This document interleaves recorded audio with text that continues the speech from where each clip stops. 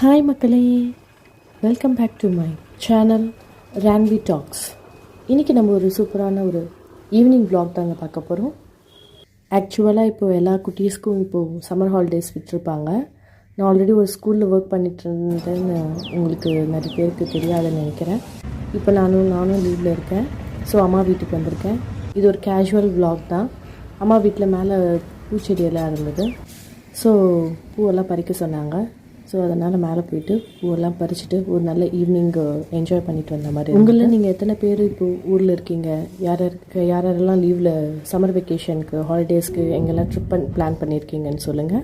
ஆக்சுவலாக வெளியே போகவே முடியலை, அவ்வளோ வெயில், ரொம்ப ஹாட்டாக இருக்குது.